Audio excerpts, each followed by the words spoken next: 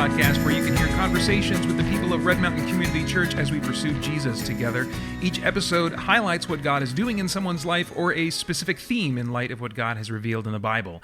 I'm Peter Franson, one of the elders and your fellow seat warmer here at Red Mountain Community Church. My co-host today, once again, is Zach Hollifield, our pastor of young adults. Zach, thank you for getting behind the mic with me. Yeah, thanks for having me.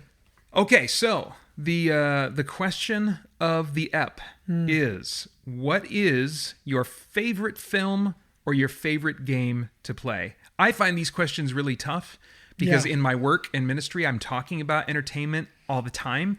And I'm like, are you kidding me? You favorite right now? You want to put me on the spot? But that is the task we have been given. And it is a weighty one. We'll give the people what they want. That's right. So what comes to mind?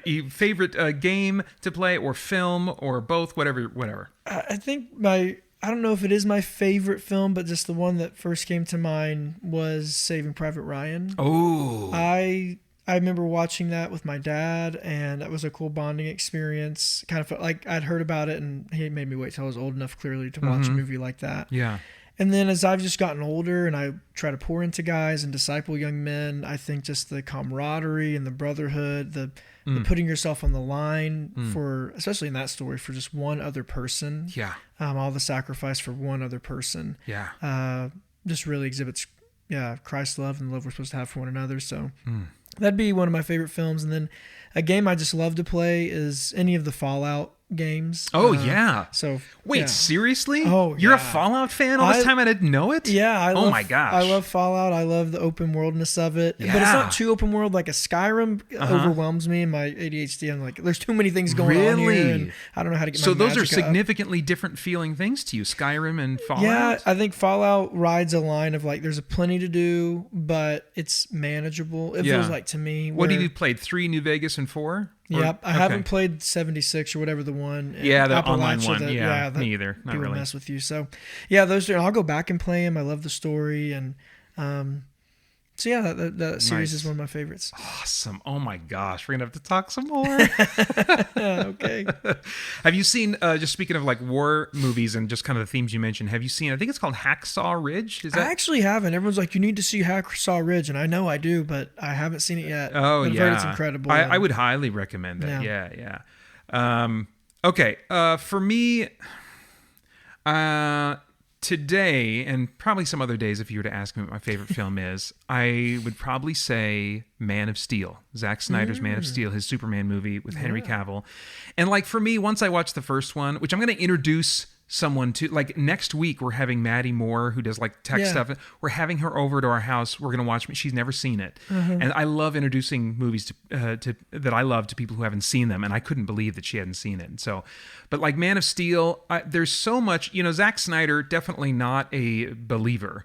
But he likes messing around with philosophy, and he really, like many writers of Superman stories before him, used Superman to draw some parallels to Jesus. And if you go in there and obviously not seeing him as a replacement for some, I think some Christians when Superman's leveraged that way can take offense at it. And I'm like, I don't think you need to. I think you can just see the parallels that point you to Jesus as you watch, and they can be really beautiful. And in that movie, there's just some powerful Christ metaphors throughout. It's really persistent. Okay. It's really persistent. And then it really carries through into Batman versus Superman at the end. It's like, oh my gosh. And then it goes all the way to like the Zack Snyder's Justice League.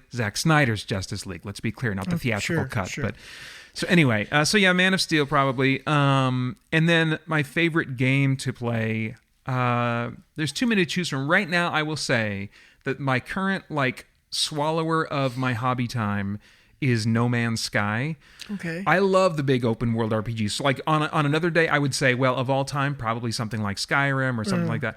But like No Man's Sky, this big space exploration game, And I discovered there's like a handful of dudes at the church that also play this game, and so I'm trying to get online with them and play at the same time. But I saw that. I thought about playing it, but it seemed almost like a Skyrim of like it's just literally you're exploring space, right? Like, I mean, mechanically, it's a bit like Minecraft in that there's lots of crafting involved.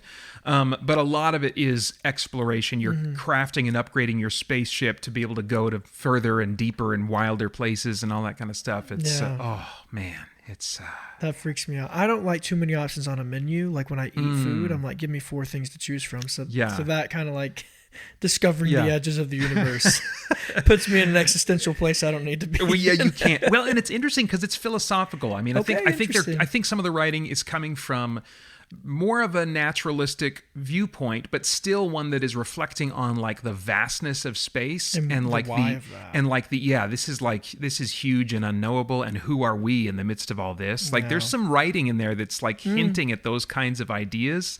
So there's opportunity to reflect if you take advantage of it, but a lot of it's just, crafting and because it's procedurally generated, you cannot see the end of it. I mean, like literally there are billions of planets that you can't get to all of them.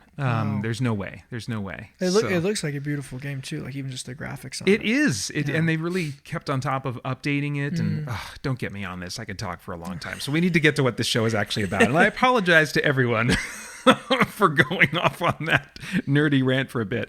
As a reminder, if you want, you can message us on Instagram or Facebook with suggestions for fun things that we could do or talk about before the interview. So if you want less of me talking about nerdy stuff, just rein me in and suggest a question that's a little bit more, I don't know, boring or something. But for now, we are going to move things along. Earlier today, Zach and I spent some time talking with Judah Nieman about just his experiences serving in the church, what that's meant to him, in particular, a recent short mission trip that he went on.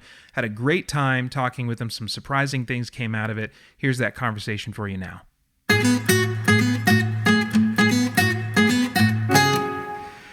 Well, Judah, thanks so much for sitting down and chatting. I want to start by just kind of getting a snapshot of like your current stage of life. This is my sneaky way usually. I don't ever want to ask people like, so how old are you? I could probably ask you and you wouldn't be offended, but this is the sneaky way of getting around that. So snapshot, if you would, of your current stage of life, any people, routines relevant to that. How would you describe that? Yeah, so I just turned 21 a couple weeks ago. And I just began my senior year in college at GCU. I'm studying Christian studies. Okay. Yeah, and some fun electives in there. I'm taking a philosophy class, which is fun. But yeah, this summer, I spent the summer doing a lot of little things. Like I was serving at church a lot, and I also traveled the country a little bit to go to 3 weddings from a triplet. Oh, man. A family of triplets in this church, which was really fun. That was really nice. Got to visit family as I went. But yeah, I am studying Christian studies, trying to figure out, what am I going to do with that when I graduate? So yeah, that's looking like maybe I'll, intern, if that is like at a church and youth ministry, or maybe I just take a break and, the Lord calls me to that season if he wills later in life. But yeah, I'm just figuring out, where my heart's at there. And yeah, and I am a family-oriented guy, so I like to spend as much time as I can, with my family. I have a 4-year-old nephew, the son of my oldest sister. Yeah, I have 2 older sisters, 1 younger brother, and I spend a lot of time with them. And I also, I love music. I spend a lot of time listening to music these days, and I have some musical friends, so I go to concerts a lot, and that's something I like to do. But yeah, I'd like to say I spend a lot of my time here at church, whether that's, going to young adult ministry or serving in junior high ministry. And I know we'll talk more about that later. Yeah. Mm-hmm. So like how and when, roughly, however you want to describe it, if you remember, did you first come to faith in Jesus? Yeah. So I was raised in a Christian home by 2 very godly parents. My dad, one who plays the saxophone, right? Yes, he is an elite saxophone player. Plays with all his heart. For the Lord. And yeah, he was a pastor.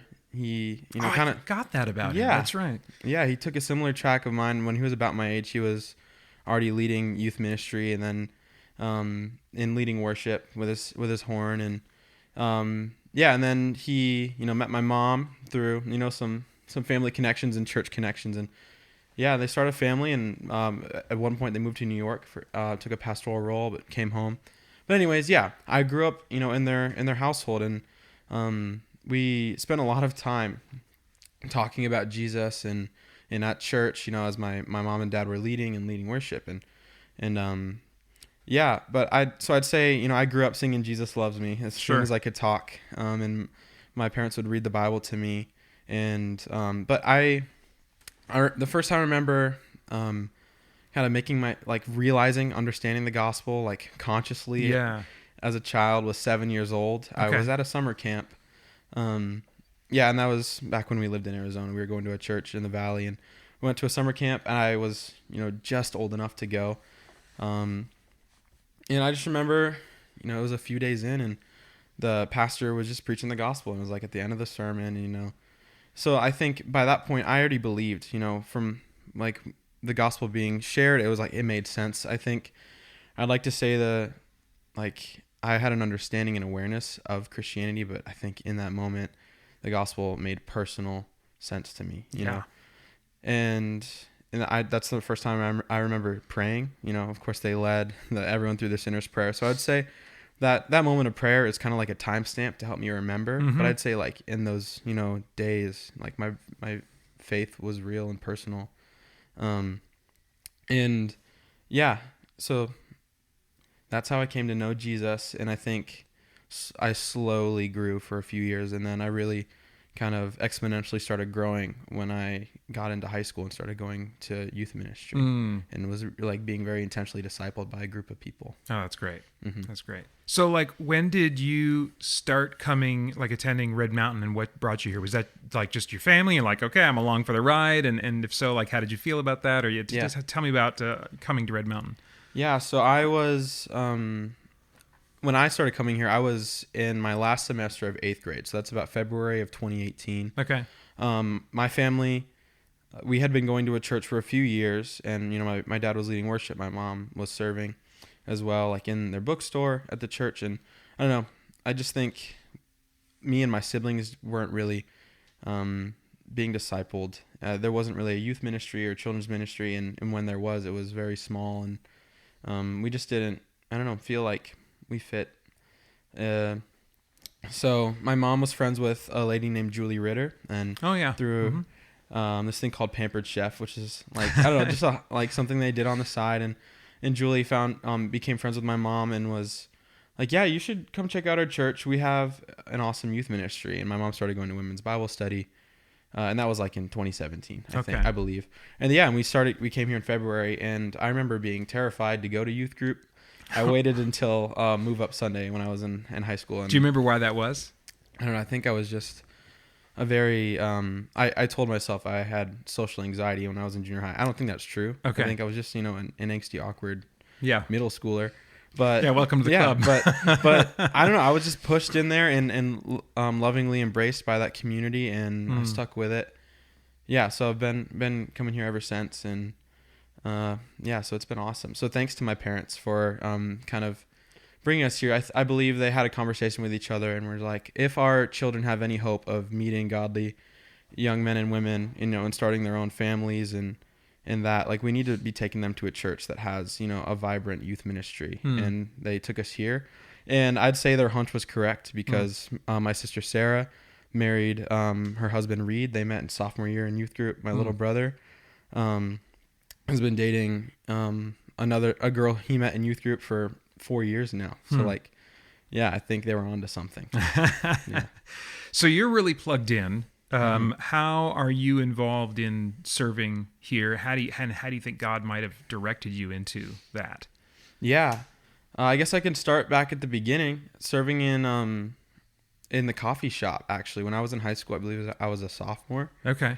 I don't really remember how I got into that. I just know that it started happening. That was like my first time, like, showing up to church and not just, attending, not just receiving.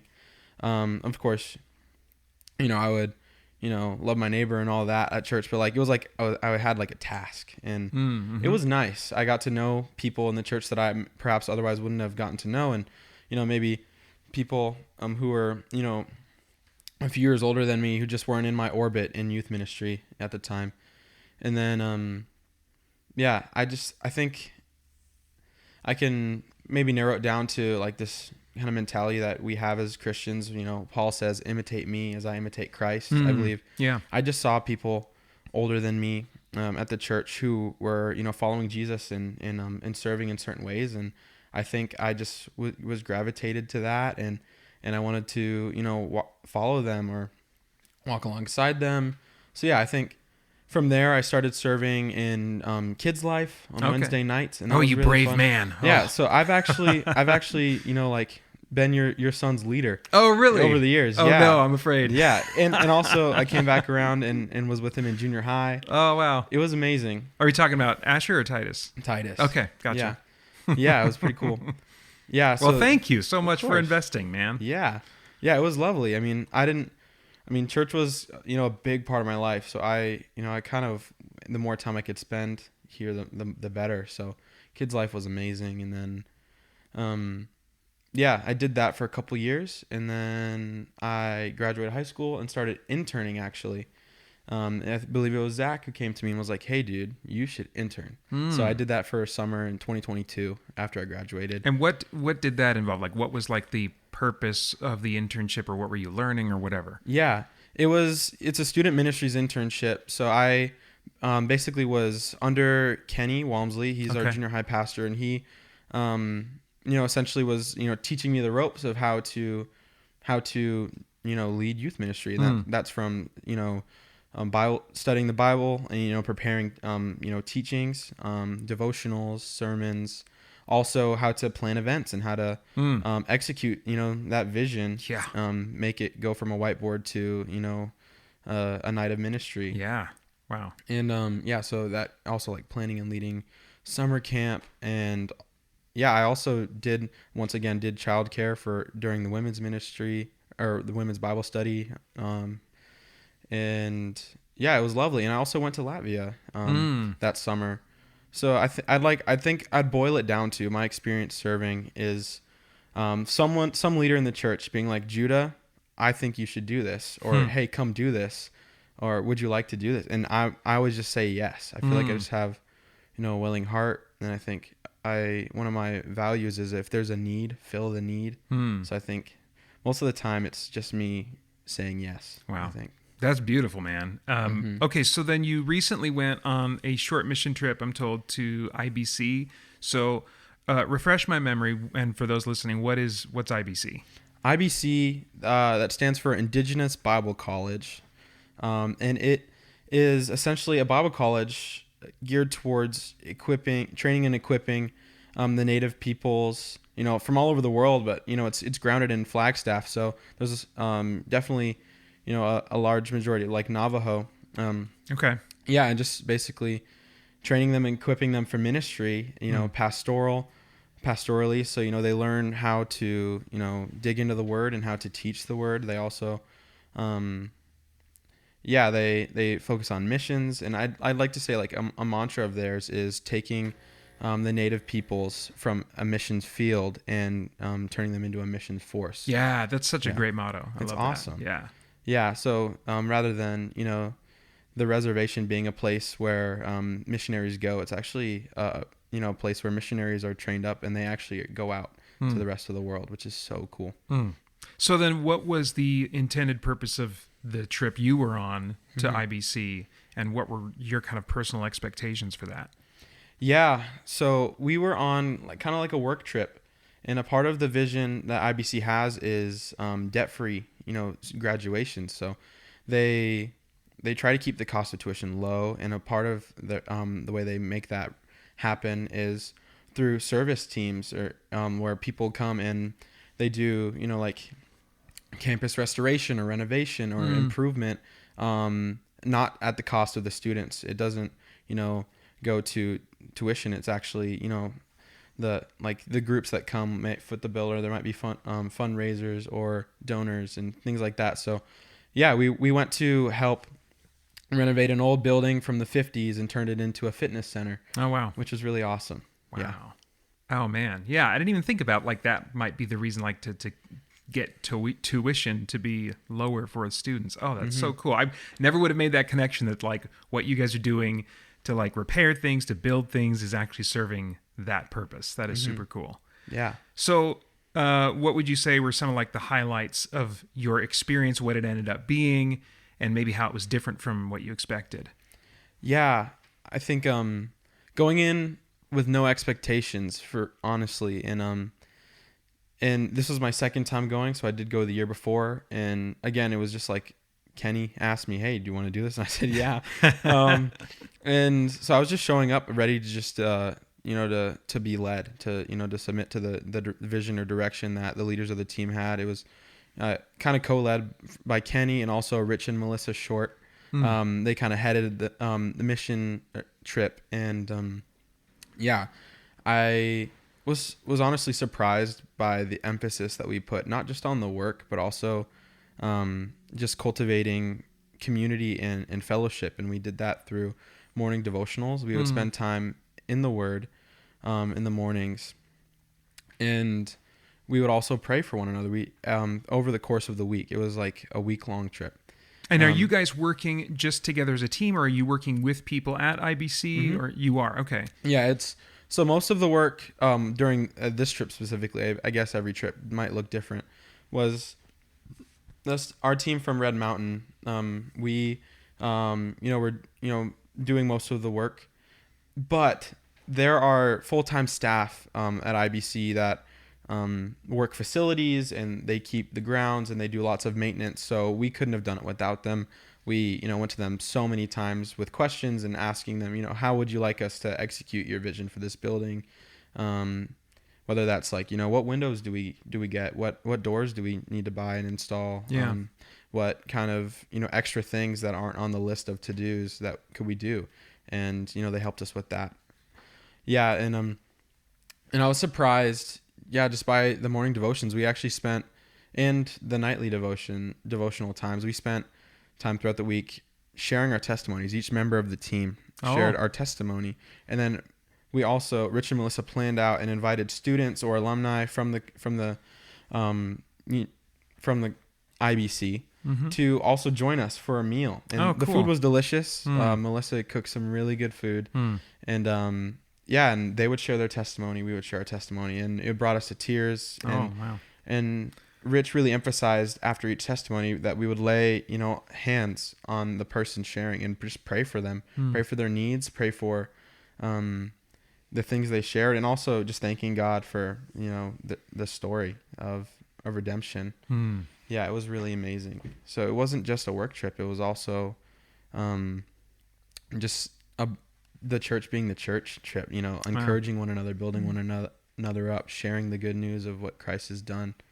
So I was, pleasantly surprised by that. Wow. Yeah. And there must have been some amazing stories just coming from that you wouldn't normally hear, because they're coming from a different cultural background. And so their experience of coming to Jesus is going to probably be different in some significant and striking ways. Man, that sounds cool.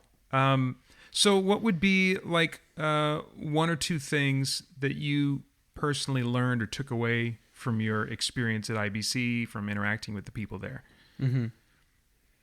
There's so many things to choose from. One thing that stood out to me was this couple, Tim and Chelsea. They were students at IBC, and now they are on staff. And we had a chapel where every student and staff member at IBC, and as well as all the guests visiting or even people in the community, are welcome to come. And Tim led us through that, and we were in the story of Moses, and just that time of chapel was amazing. And also later on, Tim shared his testimony, and along with Chelsea, and just the story that they shared of how they grew up in lots of brokenness, with broken families, and they were living like broken people. And and as they came together and met one another, and then ended up at IBC together, it took them a number of years to really find freedom from addictions they were struggling with, and and then also, finding like a career and like being grounded in their calling to ministry. And then after graduating, maybe not going right into ministry and having to find, work to do. I just think it reassured me as someone who, is young and isn't fully sure of what I want to do with my life. Whether I'm going to Bible college, am I going to go be a pastor or not? And it just kind of gave me some relief that, God is in control. He's writing our stories. And just like Moses, he had, some dark times where he ran out in the wilderness and the Lord called him back, and he struggled with, insecurity. And I just think the Lord was really using Tim and Chelsea that week to, just encourage me. And of course, every single person who we met with in their stories, they were all, very moving. And also members from our own team. We had such a diverse range of ages. I was the youngest, 20 years old. Oh, okay. We had, people who were retired. We had people in their 30s, their 40s. And it was amazing just to hear, the life story and from these people who have lived so many more years than me. And they've lived, honorable, God-honoring lives, and how all the careers they've had, and all the how they've had family troubles and love their children through difficult seasons, and how I don't need to worry. I don't have to have everything figured out. I know God is going to put me where I need to be. He's going to use me. I just need to, be sure that I'm honoring Him and listening to Him, and keeping a good conscience.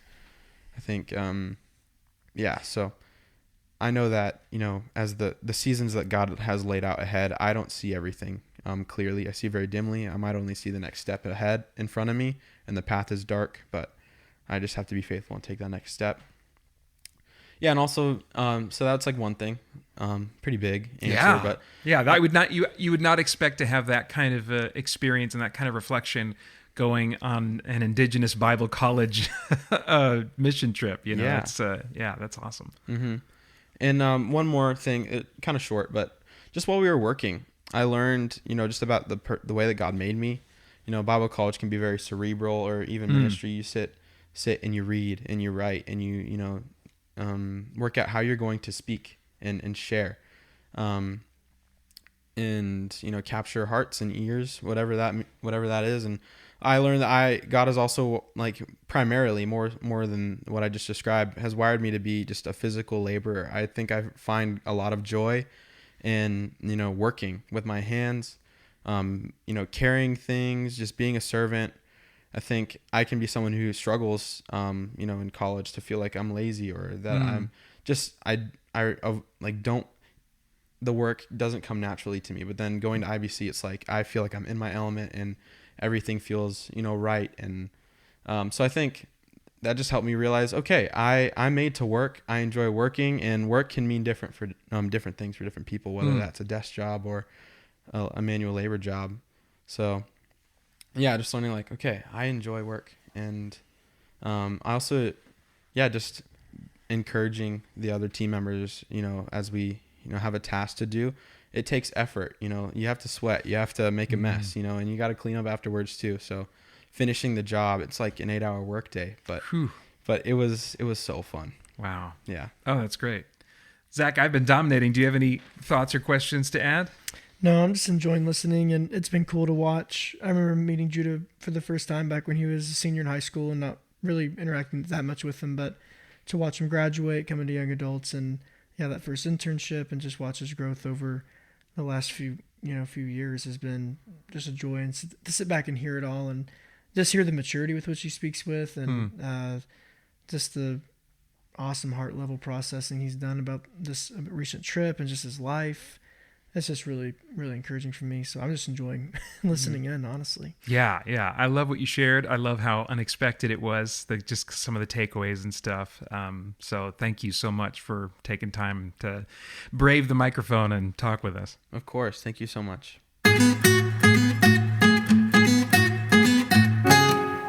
Well, Zach, what is something that stuck out? Let's go with that.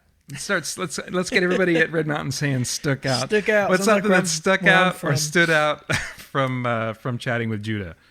I think just the theme of service in Judah's life, and That's what I've seen working with him as an intern, and so it makes a lot of sense that a trip like IBC would connect with him. But also the cool surprise of the way the Lord really just spoke to him out of nowhere, seemingly out of nowhere on that trip. So yeah, just his heart of service for trips like that, but then also when he's back home, just serving any chance he can at Red Mountain. I was glad he got to share that because I've seen him do that. I really liked just kind of like the sneaky, stealthy blessing that he discovered comes from serving with other people that are older than you, that are in different walks of life than you. There's, it's that microcosm of the body where we're you can see in some of those service experiences with people that are just different from you. You can learn from hearing about their lives, how the Lord has been working and leading them. And it gives you opportunity to reflect on your own life, what the Lord might be doing in your life, that you can kind of get some insight in you weren't expecting. That whole element that he was talking about where follow me as I follow Christ. And he was just experiencing the benefits of that at IBC, but also like going all the way back to serving in the coffee shop where he was starting to see other people. And it's those unguarded moments that we share that you just can't experience if you are thinking, well, I'm just going to watch church on Zoom every week. I'm just going to, from a distance, I'll watch YouTube stuff and get teaching and stuff that way or whatever. Or even just attend on a Sunday morning, but never serve alongside other Christians. You really, It's those unguarded moments in the trenches, serving on campus or being in someone's home, where guard gets lowered and then you get to really kind of see what it looks like when the Lord is working in someone's life. It's really cool stuff. Okay, well, that is it for this episode of the Red Mountain Community Church podcast. A big thank you to Andrew Schrader for his behind-the-scenes work on the show, to Peter Hemphill for recording and editing the show, to Jessica Garcia for her oversight, and to the pastors and church leaders who help recommend our guests. You can follow Red Mountain Community Church on Instagram and Facebook, where you can also leave us comments and suggestions to help make the show better. Also, be sure to subscribe to this podcast wherever you're listening so you don't miss out on the next episode. And if by chance you want more of me blabbing on topics relevant to Christian geeks, you can check out my personal weekly show, the Christian Geek Central podcast. In the meantime, I'm Peter Franson. And I'm Zach Hollifield. Thanks for listening, and we'll see you on Sunday.